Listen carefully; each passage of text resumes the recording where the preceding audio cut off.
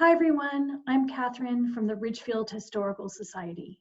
Today, Dr. Darla Shaw is going to give us a teaser on her new upcoming series of podcasts, Change Agents, Ridgefield Women to be Remembered. Dr. Shaw is a professor at Western Connecticut State University and has been a teacher for over 63 years. Her particular passions are history and research. She's a well-known storyteller and now takes on the role of over 36 historical characters. So let's invite Darla into the chat and find out a little bit more about this series, which will be available on our website. Hi, Darla. Hi, Darla. Hi, Catherine. So good to see you. Wonderful to see you. Thanks so much for joining our virtual world. And we're so excited to hear a little bit more about this series of podcasts that you have coming up. So please fill us in on all the deets. Well, I'm very excited too. I love to share stories about women, and I'm going to be sharing stories about remarkable women in Ridgefield. This is the 100th anniversary of the 19th Amendment. Strong, determined women getting the right to vote. And the first in our series that I'm going to talk about is Alice Paul. She lived right here in Ridgefield for 40 years, Branchville Road, right across from Bayville Hill Road. She was a spectacular person who devoted her entire lifetime up to age 90, human rights, women's rights, getting the right to vote, and also the Equal Rights Amendment. Oh, there was no one more determined, passionate, and just remarkable in what she was able to do. Along, we've got to also say, Carrie Chapman Catt. You need to know about Alice. Each year, Rudy Marconi pays tribute to her when he gives the State of the Town speech. So that is going to be our first session, suffragettes and the great Alice Paul. Now, our second group of women are going to be what I call the auditorium ladies. I don't know if you've heard about Mabel Cleaves. They named the auditorium in Veterans Park after her. Why?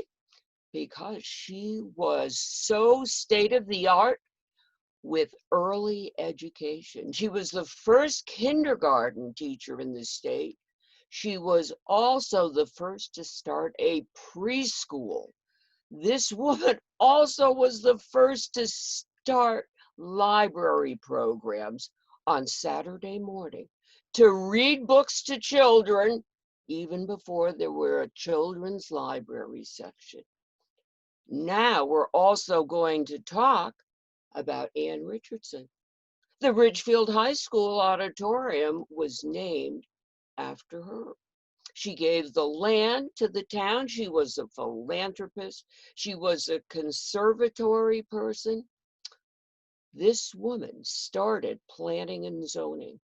Can you imagine Ridgefield, what it would be like without early planning and zoning?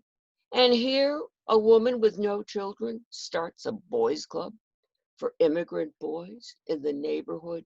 Spectacular women that we need to know more about.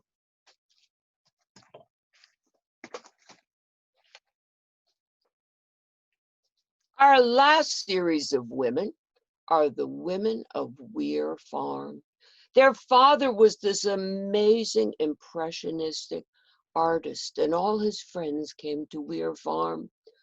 His daughter said, "This can't be developed. We can't have mini mansions here.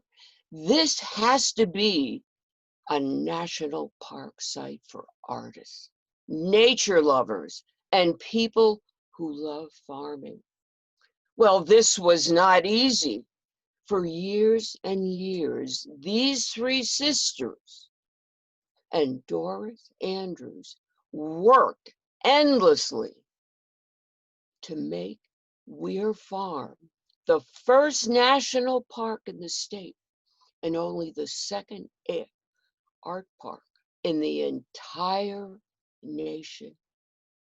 And these are only 3 women in Ridgefield who left their mark and made Ridgefield a much better place in which to live.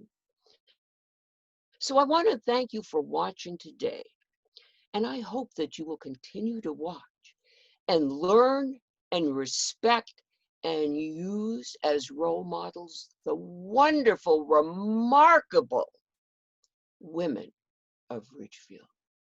Thank you so much to Catherine, and thank you so much to the Historical Society of Ridgefield.